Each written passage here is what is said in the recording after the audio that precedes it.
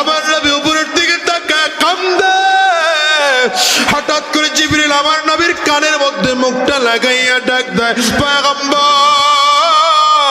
হামজালার গোসল দুনিয়ার কোনো পানি দিয়া হবে না, দুনিয়ার কোনো পানি দিয়া হবে না। আমার আল্লাহ কে কে কে কে আমার আল্লাহ হামজার লাশকে জান্নাতি পানি দিয়া ফেরেশতাদেরকে দিয়ে গোসল করে আবার জমিনে দিয়ে যাইতেছে। এরে দুনিয়ার মুসলমান, কত মহিলা সাহাবীরা যুদ্ধের ময়দানে যাইতে পারে নাই, কিন্তু স্ত্রী স্বামীর দিকে মাথার হেলমেটটা আগায় দিছে, স্বামী আমার যাও, হেলমেটটা পরে যুদ্ধের ময়দানে যাও। আমি যুদ্ধের ময়দানে যাইতে পারবো না, তবে তুমি যুদ্ধের ময়দানে গিয়ে শহীদ হয়ে যাও। কিয়ামতের ময়দানে আল্লাহর সামনে দাঁড়াইয়া আমি বলবো, আমি শহীদের স্ত্রী, আমারও শহীদের স্বামীর সাথে দেখা করাইয়া দেন। এরে ভুলার মুসলমান, তোমরা কি মনে করো বরিশাল থেকে এত কষ্ট করে টাকার জন্য তোমাদের কাছে আসছি? আল্লাহর কসম করে বলি রে যুবক, না রে না না না, বরিশালেও মাহফিল করলে তোমাদের চেয়ে বেশি টাকা আজাদি পাইতো। যুবকরে পায়ে হাত দিয়ে বলে যাই, কেন আসছি জানো?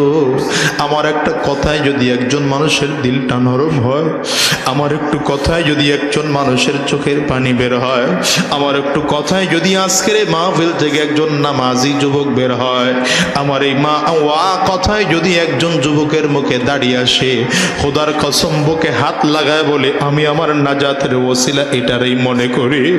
হ্যাঁ রে যুবক, কলিজার টুকরা যুবক, তোদের জন্য এই কলিজার কত মায়া, আমি তোদেরকে বোঝাতে পারবো না রে ভাই। হিসাব মিলে দেখ, সাহাবায়ে কেরামদেরও কাজ ছিল এটা, নবীর জন্য, ইসলামের জন্য তাদের কষ্ট করা, ফিকির করা, মেহনত করা।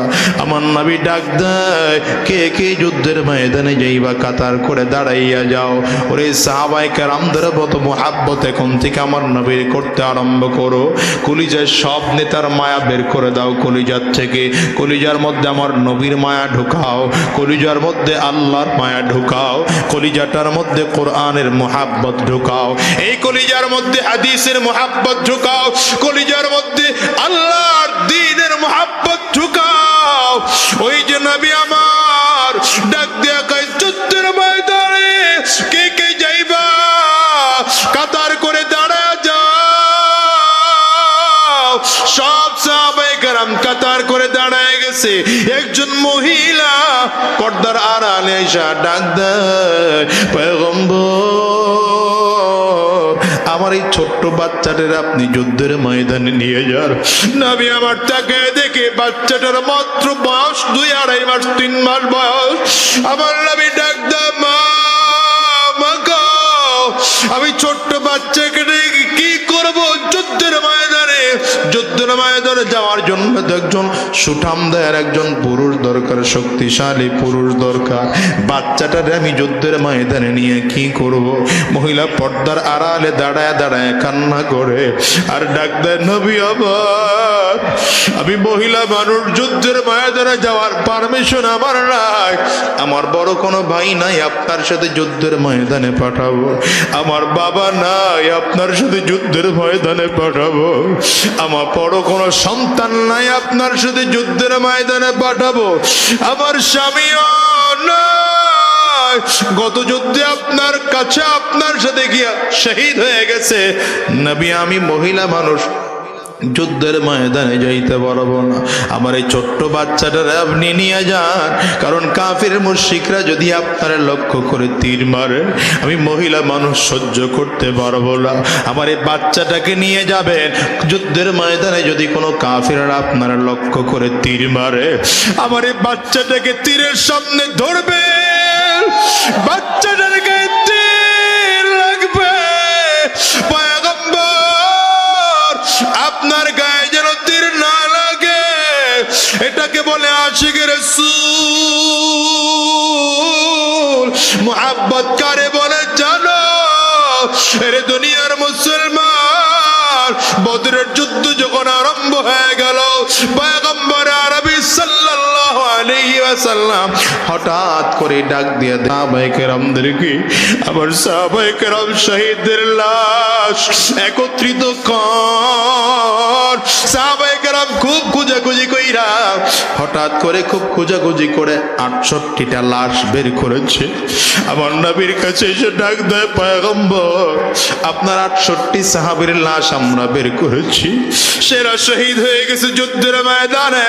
নবী আমার ডাক দেয়, না না হতে পারে না, আমি স্বপ্ন দেখেছি 11টা গরু জবাই করেছি, তার মানে আমার 11 জন সাহাবী, আমার 70 জন সাহাবী শহীদ হয়ে যাবে।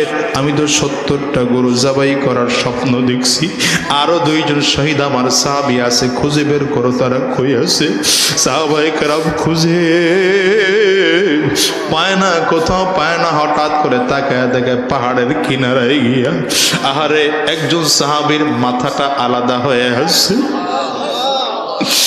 আর একজন সাহাবীর মাথাটা আলাদা হয়ে আছে, হাতটা কাইটাও আলাদা করে রাখা হয়েছে, পেটটাকে আলাদা করে রাখা হয়েছে। সাহাবী দাঁড়ায় দাঁড়ায় গলে একজন সাহাবীকে 70টা টুকরা করা হয়েছে, পেটের নাড়ি ভুঁড়িগুলো পাশে ফালানো, আরে কলিজাটাও কে যেন দইরা চাপাইয়া চাপাইয়া রাখছে। সাহাবায়ে কেরাম গিয়ে খবর দিছে, পয়গম্বর লাশটা বিব্রত অবস্থায় পড়ে আছে, আমরা দেখে ভালো করে চিনতেছি না, আপনি আসলে একটু দেখলে চিনতেন। আমার নবী এসে হু হু করে বাচ্চাদের মতো কান্না আরম্ভ করছে।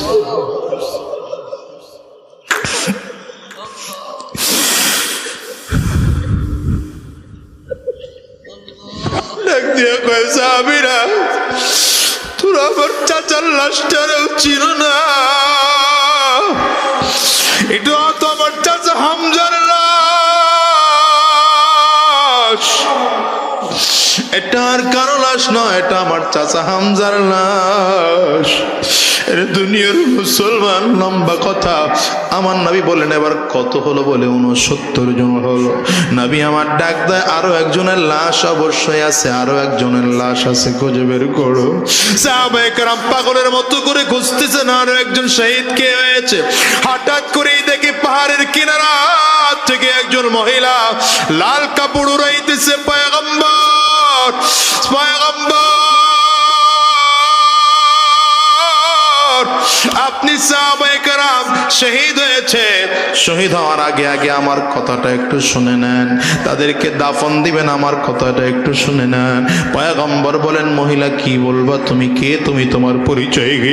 বলে, হুজুর আমারে আপনি চিনেন না, গতকালকে মসজিদে নববীতে আপনি যেই হানজালাকে বিয়ে পড়াইছে, আমি হানজালার নববধূ।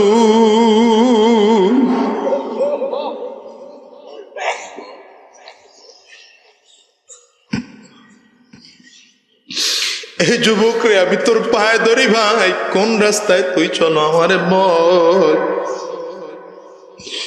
দিলের কান লাগায় ভাই কথাগুলো একটু শুই না, বিদাত নবীর দিকে তাকায় মহিলাটা বলে, পয়গম্বর আমারে চিনেন না, আমি হানজালার নববধূ, গতকালকে আপনি হানজালারে বিয়ে পড়ায় মিষ্টি বিতরণ করেছেন, খেজুর ছিটাইছেন মসজিদে নববী। হানজালা নতুন বিয়ে করছে দেখে আপনি যুদ্ধে আনেন নাই। পয়গম্বর আমার স্বামী আমার বুকের কাছে ছিল,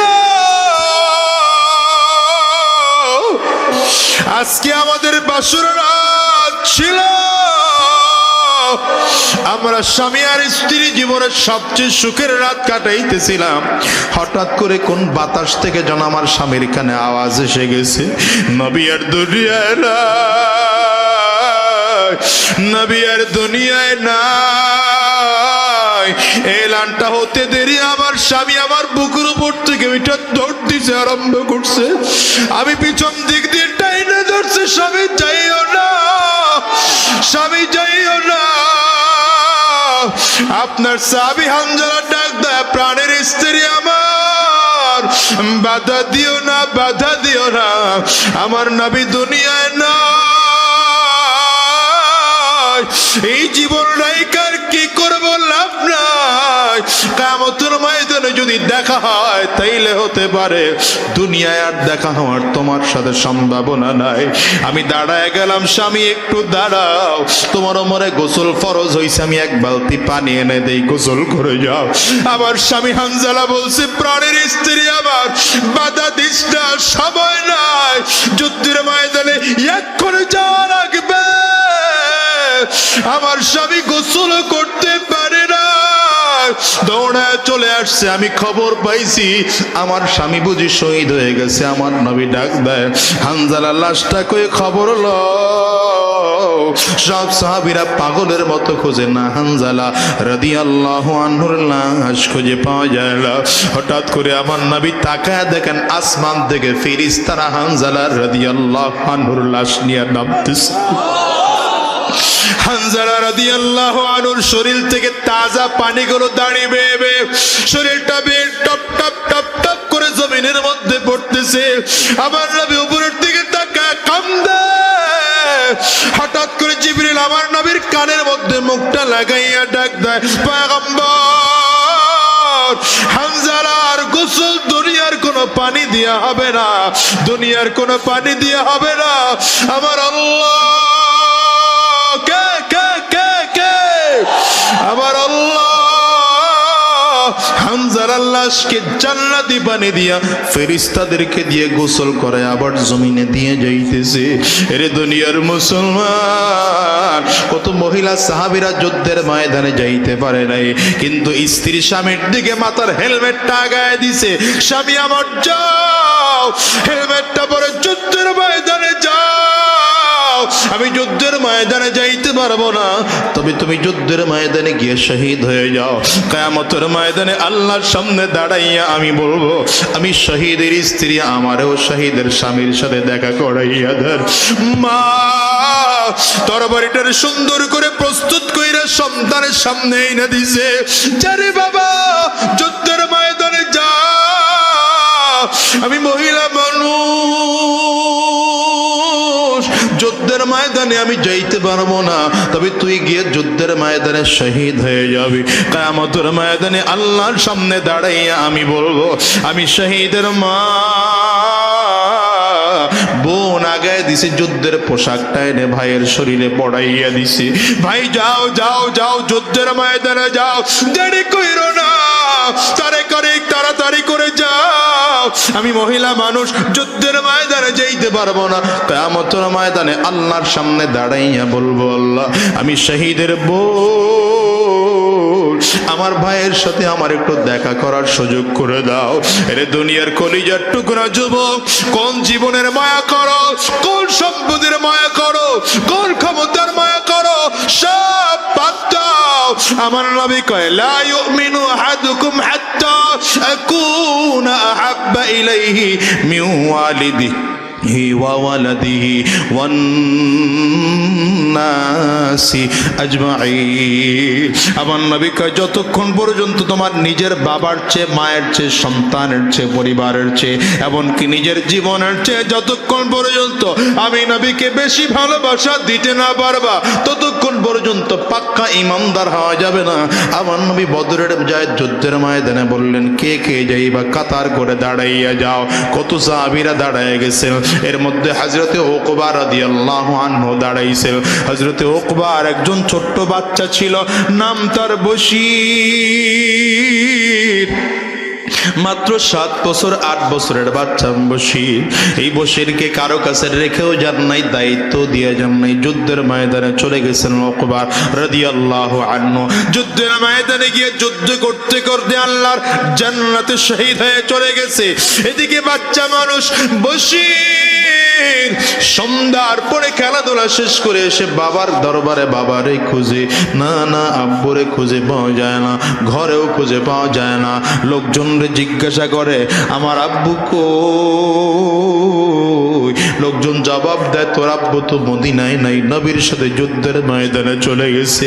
এই বশীরের আপনজন বলতে দুনিয়ায় কেউ নাই, ওর একটা মা নাই, ওর বড় কোনো ভাই নাই, বশীরের বোন নাই।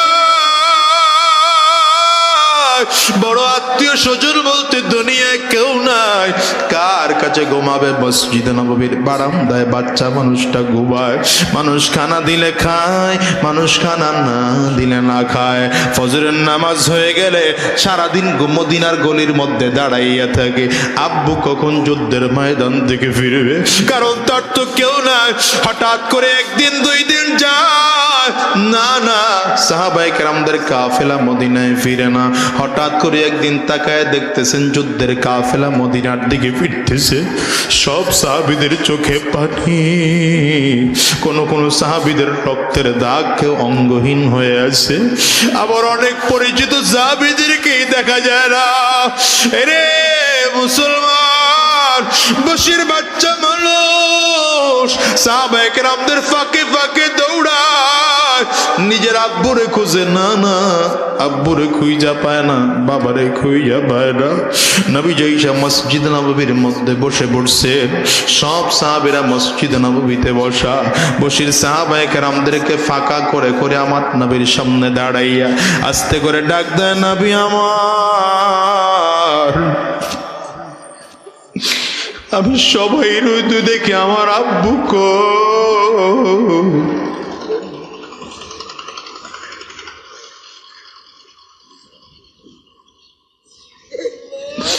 আমার নবীর লজ্জায় চেহারাটা লাল হয়ে গেছে। এই বাচ্চারে কেমনে জবাব দিবে? আমার নবী, তোর বাবা দুনিয়ায় না। নবীজি আস্তে করে চেহারাটা ডান দিকে ঘোরায় নিছেন। বাচ্চাটা আবার ডান দিকে গিয়ে জিজ্ঞাসা করে, নবী আমার আব্বু কই? নবী এবার বাম দিকে চেহারা ঘোরায় নিছে। বাচ্চাটা আবার বাম দিকে গিয়ে ডাক দেয়, আমার আব্বু কই?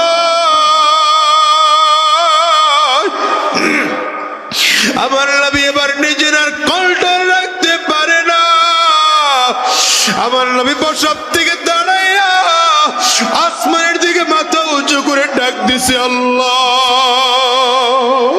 আমি বাচ্চাটারে কেমনে বলবো? অমনি বশির তাকে দেখে আর আমার নবী কথা কয় না। হঠাৎ করে আমার নবীর দুই পায়ে জড়ায় ধরে ডাক দিছে, পয়গম্বর আমার আব্বু কই? আমার নবীও কান্দে, বশিরও কান্দে। নবীজি আর নিজের কন্ট্রোল রাখতে পারে না। ওখানে দাঁড়ায় ডাক দিছে, রে বশির আমি কেমনে বলবো তোর আব্বু তো দুনিয়ায় না, তোর আব্বু শহীদ হয়ে আল্লাহর জান্নাতে চলে গেছে। বশিরের কান্নার আওয়াজ যেন আরো বেড়ে গেছে, আরো জোরে জোরে কান্না করতে আরম্ভ করেছে। আর ডাক দেয়, পয়গম্বর আমার বাবা এটা কেমন কাজ করলো আমি জানি না। আমার বড় একটা ভাই নাই, বড় একটা বোন নাই, আমার মা নাই, বাবা নাই, দাদা নাই, দাদি নাই, আমার আত্মীয় স্বজন দুনিয়ায় কেউ নাই। নবী আমার, আমি কার কাছে যাব? ওগো নবী, আমার আব্বু আমারে খাওয়াইয়া দিত, আমি একা খাইতে পারি না, আমি একা গোসল করতে পারি না। আমার আব্বু আমারে গোসল করাইয়া দিত, আমি চলতে পারি না, আব্বুর হাত ধরে ধরে আমি চলতাম। হুজুর আমি একা ঘুমাইতে পারি না, আমার আব্বুর মাথার মধ্যে, কোলের মধ্যে মাথা রেখে আমি ঘুমাইতাম। আমি আজকে কার কোলে মাথা রেখে ঘুমাবো? রহমাতুল লিল আলামিন কান্দে, বশিরও কান্দে। আর ডাক দে, রে বশির তোর যেমন বাবা না, আমি নবীরও বাবা না।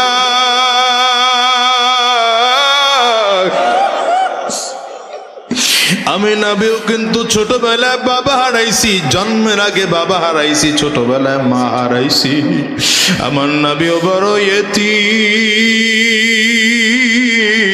এর যুবক ভোলার মুসলমান, আমি তো প্রায় বলি, আজকেও তোমাদের বলে যাই, আজকের এই মাহফিলটার মোনাজাত করে বাসায় যাইবা, হয়তো দরজার মধ্যে টোকা দিবা, তোমার মা এসে দরজা খুলবে, আমি আজাদের ঘরে আবার বারা।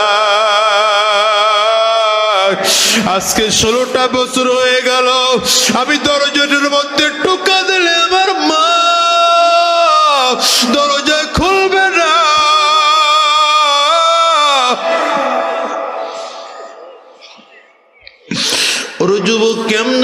তোমাদেরকে বুঝাবো জানি না। মালিক তো আজকে সম্মান, ক্ষমতা, টাকা পয়সা কোনো কিছুই কম দেন নাই, যা চাইছি তার চেয়ে আরো বেশি দিছে। কিন্তু আমি আজাদির তৌফিক নাই মাকে আজকে একটা কমলা কিনে খাওয়ানো, আমি আজাদির তৌফিক নাই একটা আপেল কিনে মাকে খাওয়ানো।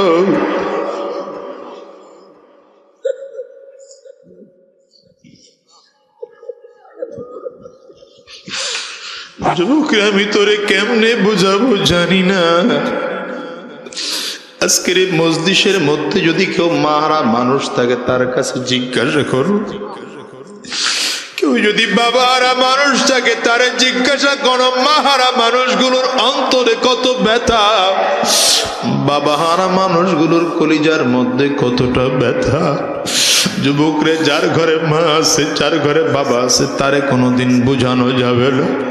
আমার মতো কার কার বাহানায় হাতটা তুলে দেখাও, কার কার বাবা নাই হাতটা তুলে একটু দেখাও। হাত নামায় না, হাত তুলে রাখো রে বাজার। আমার যুবকগুলো তাকায় তাকায় দেখুক মাহারা মানুষগুলো কেমনে কান্দে, বাবাহারা মানুষগুলো কেমনে কান্দে রে যুবক, একটু তাকায় দেখ।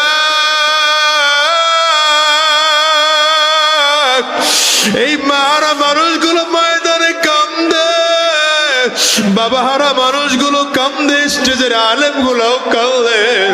ওই ছোট ছোট মাসুম বাচ্চাগুলোর দিকে তাকাইয়া দেখ, হেরাও কান্দে। এরে ভোলার মুসলমান, আজকে যারা বাবার সাথে বেয়াদবি করো, মায়ের সাথে বেয়াদবি করো, তোমাদেরকে বইলা যাই রে যুবক, বাসায় যাইয়া মায়ের পাও দুইটা জড়াইয়া ধরবা, বাবার পাও দুইটা জড়াইয়া ধরবা। যতক্ষণ পর্যন্ত মাফ না করবে পাও দুইটারে ছাড়বালা। এরে দুনিয়ার মুসলমান, বসির চোখের পানি ছেড়ে কান্দে, আমার নবীও কান্দে। হঠাৎ করে আমার নবী হাত দুইটা বাড়াইয়া ডাক দেয়, বসিরা আমার কাছে আমি নবী তোর বাবাকে জান্নাত থেকে ফিরাইয়া আইনা দিতে পারবো না, তবে আমি নবী ওয়াদা করলাম যতদিন এই জমিনে থাকবো বাকি জিন্দেগির জন্য আমি তোর বাবা হয়ে গেলাম। এই দুনিয়ার মুসলমান, এই দুনিয়ার থেকে আজও কালক একদিন বিদায় তো নেওয়াই লাগবে না। দুনিয়ায় কেউ থাকতে পারবে? আওয়াজ করে কও। দুনিয়ায় কোটিপতিও থাকতে পারবে না, গরিব মানুষটাও দুনিয়ায় থাকতে পারবে না। এই দুনিয়ার থেকে আজও কালক একদিন বিদায় নেওয়াই লাগবে। ওই আজরাইল সামনে দাঁড়ায় গেলে কত ভয়ঙ্কর। আজরাইল যখন গুনাহগারের সামনে দাঁড়াবে, গুনাহগার তাকাইয়া দেখবে পাও দুইটা জমিনে দেখা যায়, মাথাটা সাত আসমানের উপরে দেখা যায়। এক হাত পৃথিবীর পূর্ব প্রান্তে, আর এক হাত পৃথিবীর পশ্চিম প্রান্তে। আজরাইলের দুইটা চক্ষু পাহাড়ের চেয়ে বড়, প্রত্যেকটা পশমের গোড়ার থেকে মনে হয় যেন আগুনের ফুলকি টপ টপ টপ টপ করে বের হয়। এরে দুনিয়ার মুসলমান, আজরাইল আলাইহিস সালাম যখন গুনাহগারের সামনে এসে দাঁড়াবে, গুনাহগারের রূহটা করুণ নজর দিয়ে তাকাইয়া থাকবে। আজরাইল আলাইহিস সালাতু ওয়াস সালাম ভয়ঙ্কর সুরত দিয়া, ওই ভয়ঙ্কর হাত দিয়ে কলিজাটার মধ্যে এত জোরে থাপা মারবে, কলিজার রগগুলো টাস টাস টাস টাস করে ছেড়ে যাবে। এরে দুনিয়ার মুসলমান, হিসাব মিলাইয়া দেখো ওই কবর, ওই কবর কিন্তু বড় ভয়ঙ্কর।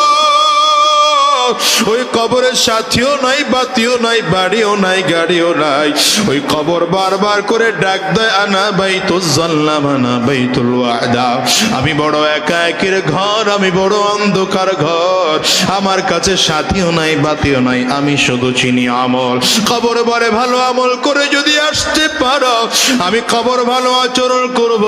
আর যদি ভালো আমল করে আসতে না পারো, ওরে কপাল পোড়ার দল, আমি কবর দুই দিকের মাটি সংকীর্ণ হইয়া এত জোরে চাপ মারব, একটা পাজরের হাড্ডিকে তো আর একটা পাঁচরায় নিয়ে পৌঁছাইয়া দেব। রে দুনিয়ার মুসলমান, এরপরে হাসরের ময়দান। ওই হাসরের ময়দানটা বড় ভয়ঙ্কর। মানুষগুলো তাকায় দেখবে সূর্য মাথার মুঠো মাথা উপরে, মাথার মগজগুলো সূর্যের তাপে টকবক টকবক করে ভাতের মারের মতো উতলাইতে থাকবে। আর মানুষগুলোর অবস্থা বড় খারাপ। ওদিকে জমিনটা তামা। এরে দুনিয়ার মুসলমান, মানুষগুলো তাকাইয়ে দেখবে ডান দিক থেকে জাহান্নামের আগুন, বাম দিক থেকে জাহান্নামের আগুন, সামনের দিক থেকে জাহান্নামের আগুন, পেছন দিক থেকে জাহান্নামের আগুন। ঘুরে ঘুরে আওয়াজ, জাহান্নামের আওয়াজ শুইয়া মানুষগুলোর কলিজাগুলো টাস টাস করে ফেটে যাবে। এরে দুনিয়ার মুসলমান, কেউ ঘামের সাগরে হাবুডুবু খাইতে থাকবে।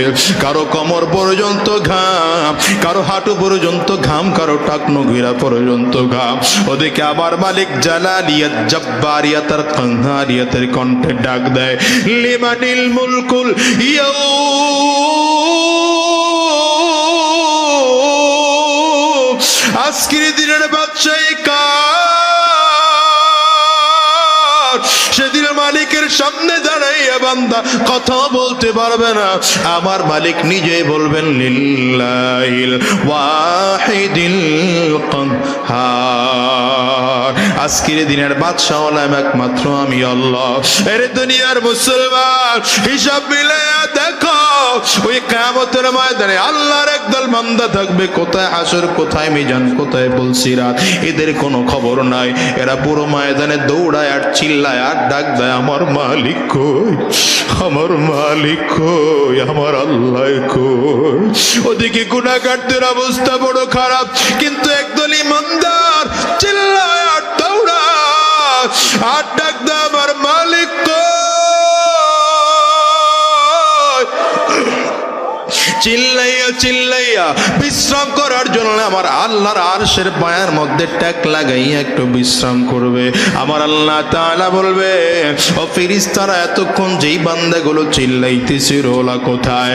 আল্লাহর ফেরেশতারা বলবেন, আল্লাহ, তারা আপনার আরশের পায়ের মধ্যে ট্যাক লাগাইয়া বিশ্রাম করে। আল্লাহ বলবেন, ওদেরকে ডাক দাও, ডেকে আমার মালিকের সামনে হাজির করানো হবে। আমার আল্লাহ তখন পর্দার আড়ালে ডাক দিবে, রে বান্দা, এত চিল্লাইছো আর দৌড়াইছো কেন? বান্দাগুলো চোখের পানিগুলো ছেড়ে কান্না করবে, ও দয়ার মালিক, আমরা তোমারে পাওয়ার জন্য কত মেহনত করছি, কত কষ্ট করছি। ফজরের আজান শুনে ঘরে থাকতে পারি নাই, দৌড়াইয়া মসজিদে গেছি তোমারে পাওয়ার জন্য, পাই নাই। জোহরে আবার গেছি, পাই নাই। আসরে আবার গেছি, পাই নাই। মাগরিবে আবার গেছি, পাই নাই। ইশায় আবার গেছি, পাই নাই। পাঁচ ওয়াক্ত নামাজে না পাইয়া রাত্রিবেলা তাহাজ্জুদ নামাজের মধ্যে ঠান্ডা পানি দিয়ে ওযু কইরা দাঁড়াইয়ে গেছি, মালিক তুমি না না পাই না। মালিক তোমারে পাওয়ার জন্য ওই মাহফিলের ময়দানে দৌড়াইয়া গেছি, টঙ্গীর ইস্তেমার ময়দানে দৌড়াইয়া গেছি, উজানির আল্লাহর ওলির দরবারে দৌড়াইয়া গেছি, চরমনার আল্লাহর কুতুবের দরবারে 3 দিন গিয়া পাগলের মতো রান্না বাড়া করে খাইছি আর পড়া ছিলাম, তোমারে খুঁজছি। মালিক তোমারে পাই নাই, তোমারে পাই নাই। আজকে কিয়ামতের ময়দানে কি দেখা দিবা না? আমরা তোমার পাগল।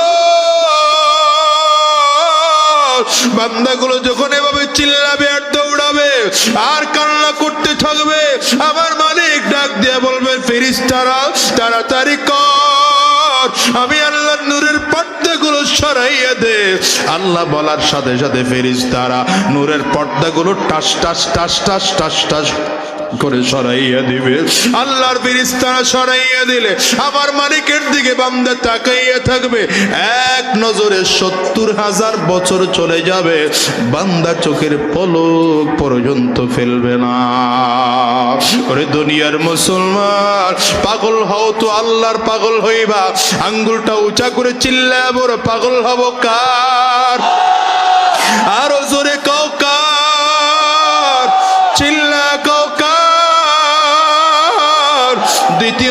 আল্লাহরে মহাব্বত করব তো আমার নবীরে মহাব্বত করব। বলো বলো বলো যুবক, কারে মহাব্বত করবা? আমার নবীরে মহাব্বত করে আর দাড়ির মধ্যে খুর লাগাইবা না। যুবক রে, একটু ওয়াদা করে যাও, আমার নবীরে মহাব্বত করে আর দাড়ির মধ্যে খুর লাগাইবা না।